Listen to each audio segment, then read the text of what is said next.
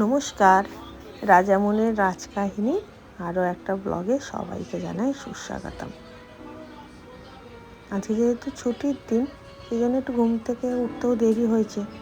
আর আমি সাধারণত আমার ব্লগটা শুরু করি আমার ঠাকুর ঘর থেকে। তবে আজকের ব্লগটা এমন একটা জিনিস নিয়ে, যেটা আমাদের মতো বাঙালির সাথে আবেগে জড়িয়ে আছে। আর তার আগে একবার দেখিয়ে দিলাম আমার পুরো ঠাকুর ঘর। আর পুজো হয়ে গেছে, যদিও অনেকটা দেরি হয়েছে, তাও ছুটির দিনগুলোতে একটু দেরি তো হয় বই কি। যাই হোক, যেটা বলছিলাম, আজকে রয়েছে দুটো ম্যাচ। একটা ভারতের পাকিস্তানের সাথে, আর একটা হচ্ছে মোহনবাগান, আমরা যারা ঘটি তাদের শিল্ড জয়ের হাতছানি। আর এদিকে ঘরে চলছে আমার ভারত পাকিস্তানের ম্যাচ। তবে ভারত যার কাছেই হারুক না কেন, ডাজন্ট ম্যাটার, কিন্তু দুটো দল পাকিস্তান আর বাংলাদেশ, এদের দুজনের কাছে যেন না হারে। যাকে এবার আমরা রেডি হয়ে বেরিয়ে পড়লাম।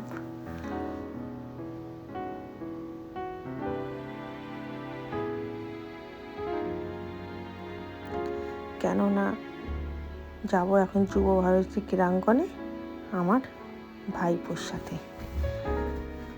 যদিও আমি সকালে টিকিট পেয়েছিলাম, কিন্তু ওটাতে না করে দিলাম, কেননা নিজের লোকেদের সাথে খেলা দেখার মজাই আলাদা। আর ওই যে দূরে দাঁড়িয়ে আছে আমার ভাইপোর গাড়ি। আর এইদিকে আমরা চললাম গালে পতাকা এঁকে মোহনবাগানে, গায়ে ভারত সেরা পতাকা জড়িয়ে, মানে ইন্ডিয়ার, আরও আছে মোহনবাগানের পতাকা, একদম যুব ভারতের উদ্দেশ্যে। আর আজকের বিকেলটা এত সুন্দর লাগছিল কি বলবো। এদিকে গাড়িতে হচ্ছে ভারত পাকিস্তানের টান উত্তেজনাপূর্ণ ম্যাচ, ওদিকে গাড়িতে করে আমরা যাচ্ছি। প্রথমে আমি আমার বাবা মাকে নামাবো তাদের বাড়িতে, তারপর ওইখান থেকে যাব সল্টলেক স্টেডিয়াম। আর এই রাস্তাটাতে এতদিনে আপনারা চিনেই গেছেন। গলাটা এত ধরেছে না কালকে চিৎকার চেঁচামেচির পরে।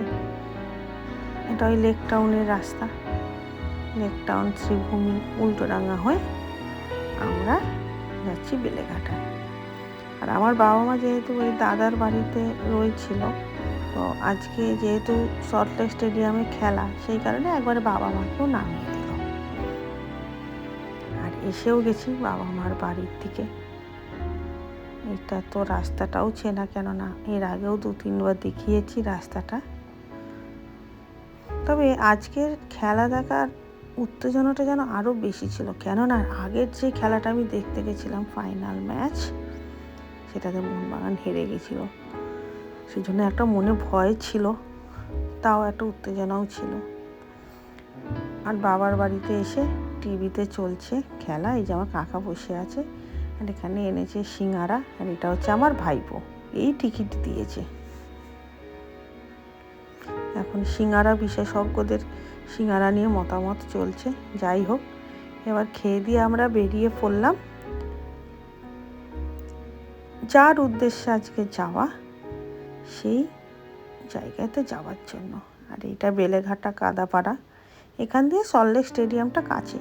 মানে আমার বাপের বাড়ি যেখানে, সেখান থেকে হেঁটে যাওয়া যায় স্টেডিয়াম। আগে তো আমরা হেঁটেই যেতাম, এখন মধ্যমগ্রামে থাকি, তো ভাইপো গাড়ি করে নিয়ে এসেছে, তো সেই কারণে। যদি আমি বেলেঘাটাতে থাকতাম, আমি হেঁটেই চলে যেতাম। যাওয়াটা খুব ভাল লাগে, জিতলে তো আরও ভাল লাগে, কিন্তু হেরে গেলে খুব খারাপ লাগে। আর এই যে এখন গাড়িটাকে রেখেছি ওই স্বভূমির কাছে। আর এটা স্বভূমির সিনেমা হল 89, যেটার আগে নাম ছিল। কারণ অনেকটাই হাঁটতে হয়েছে, কারণ গাড়ি ওখানে রাখা যাচ্ছে না স্টেডিয়ামের কাছে, তো এইখানটাতে রাখা যায়। আর এইখানে ব্যাস পসরা সাজিয়ে বসে পড়েছে মোহনবাগানের জার্সি, স্কার্ফ, ফ্ল্যাগ, সব কিছু। এটা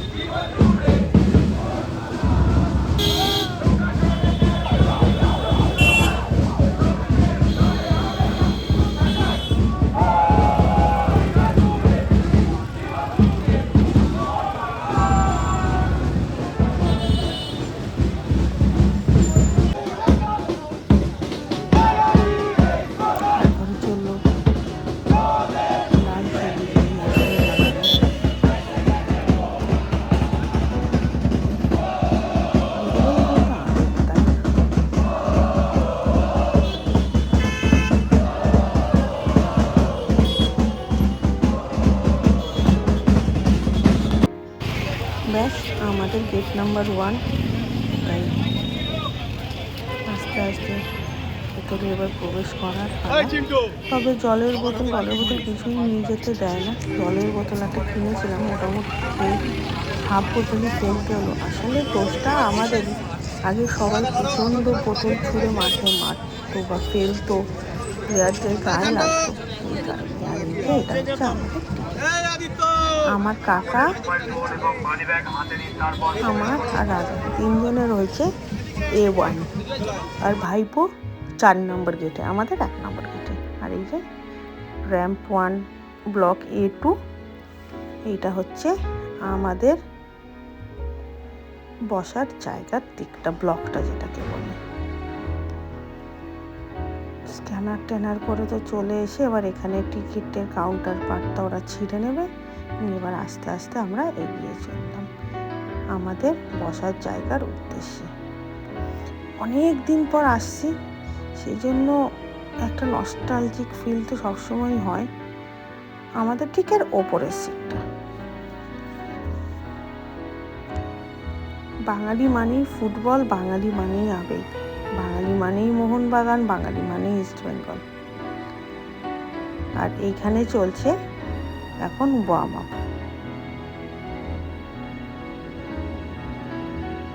হ্যাঁ, টিভিতে খেলা দেখাই যায়, টিভিতে দেখলে আমরা বারবার রিক্যাপটা দেখতে পারি, যা লাইভ দেখলে সম্ভব নয়। কিন্তু সামনাসামনি খেলা দেখার একটা মজাই আলাদা। আর এখানে ওই যে জেমি প্র্যাকটিস করাচ্ছে সবাইকে।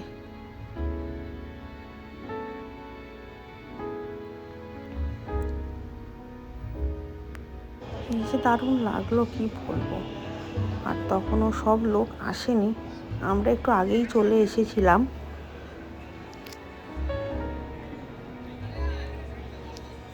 একটু আগে আসলে কি হয়, ভালো সিটটা পাওয়া যায়। আর এইখানে টিফো নিয়ে ISL এর মাঝ মাঠে, কি দারুণ লাগছে না? ঠিক ওই গোলটার কাছে একদম বসিয়ে দেবে, মানে গোলটার ভেতরটাতে। আর এই দেখো পালতোলা নৌকা বানিয়ে নিয়ে এসেছে, কি বিশাল বিশাল টিফো বানিয়ে নিয়ে এসেছে।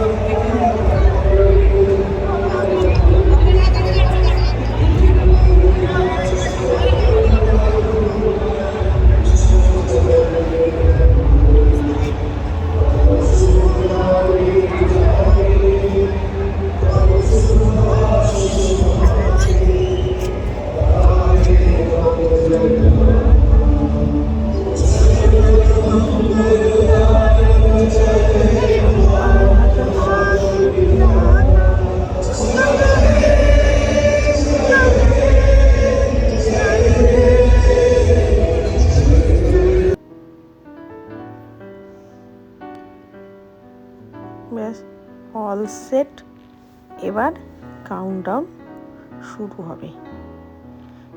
কি টেনশন যে হয় মাঠে গেলে, যারা এটা দেখে তারাই জানে। আর এখানে সবাই ছবি তুলতে ব্যস্ত।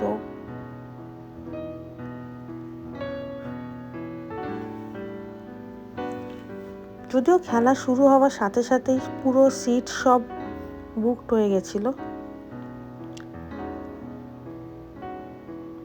ISL এর লোগো,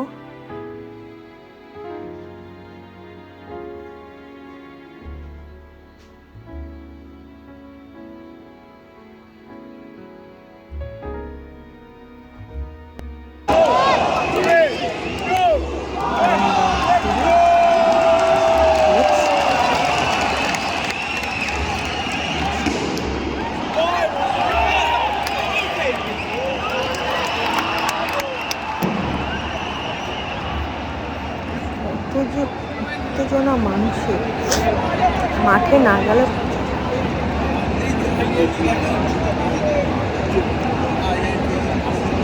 এই ক্রাউডটার জন্যই খেলার হাইলাইট তো আমি টিভিতে দেখে নিই, কিন্তু এই যে ক্রাউড, বাচ্চা যে আবেগ আর একটা যে কমেন্ট পাস করছে, সে হাসতে হাসতে পেট কাটা হয়ে যাচ্ছে। আর সব এমন এক্সাইটমেন্ট যেন ওরাই মাঠে নেমে গোল করে দেবে। আর এই যে ফার্স্ট হাফে মোহনবাগান অনেক গোলের সুযোগ নষ্ট করেছিল, এবার সেকেন্ড হাফে 70 মিনিটের পরে নামিয়েছে হচ্ছে দিমি পেত্রাতোসকে। আর যখন দিমি নামলো, বাপরে বাপ কি চিৎকার! অবশ্য সেই চিৎকার আমিও করেছি। তবে এত গোলের সুযোগ নষ্ট করলে এই গোল কি করে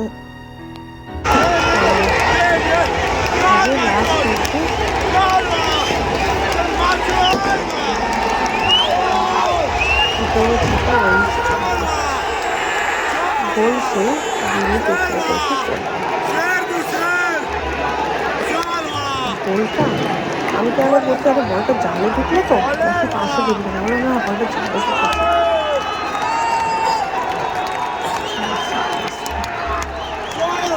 একটা সময় তো এত টেনশন হচ্ছিল না, কি বলবো, ওখানে আগের ম্যাচটা আমি দেখতে গেছিলাম, বাগান হেরে গেছিলো। আমার তো একটাই ভয়, আমাকে বাড়ির লোকেরা গালাগাল যেন না দেয়, আর ড্র করে এলি আবার হেরে এলি, তুই আর যাবি না। তো রীতিমতো সব ঠাকুরকে ডাকছে ম্যাচটা জিতিয়ে দাও।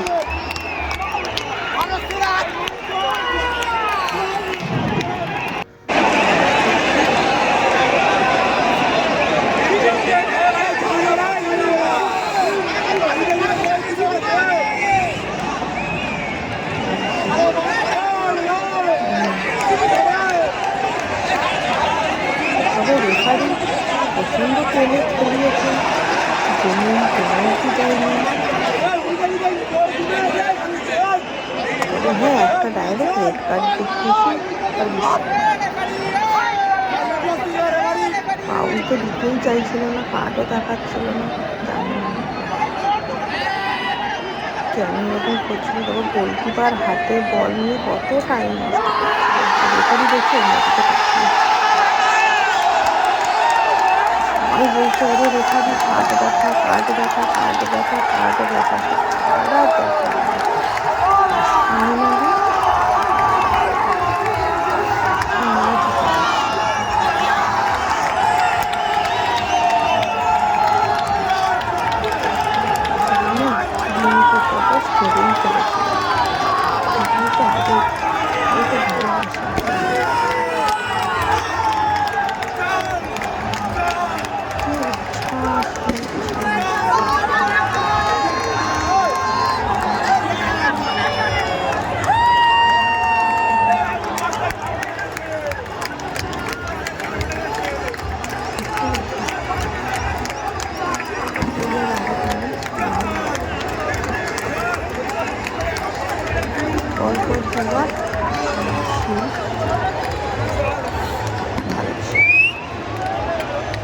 অনেক ভাঙা করা হয়েছে, কিন্তু লাস্ট 3 বছর ধরে সেই টিম নিয়ে আমরা খেলছি। চ্যাম্পিয়নকে ড্রেস করে নিয়েছে, ড্রেস একদম রেডি ছিল, শুধু সেলিব্রেশন টাইম।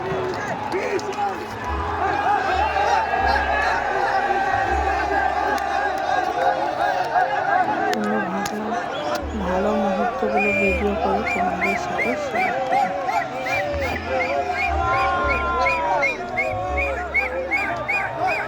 তবে আশা করব যেটা আগের বছর আমাদের বাজেরা রয়ে গেছিল, যেন আমরা এবার ঘরে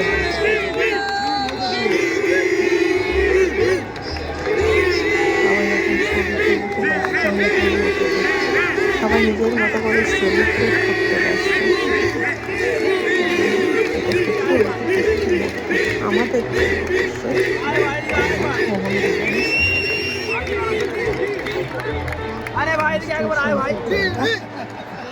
সুন্দর একটা টিম বানানোর জন্য টাকা ইনভেস্ট করে।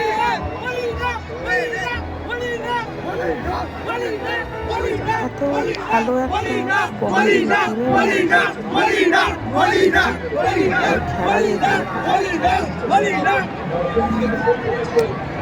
ডিফেন্ডার ভুলে পরপর পর্তুগাল স্ট্রাইকার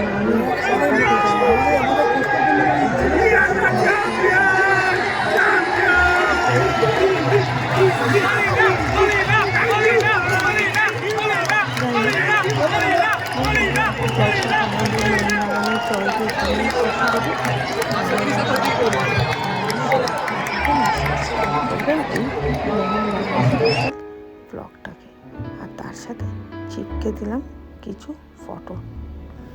আর যেতে যেতে প্রে করবেন যাতে আমরা কাপটাও যেন জিতে পারি। শিল তো জিতেই গেছি, বারবার যেন শিল জিততে পারি। ব্লগ নিয়ে ততক্ষণ সবাই ভালো থেকো, সুস্থ থেকো।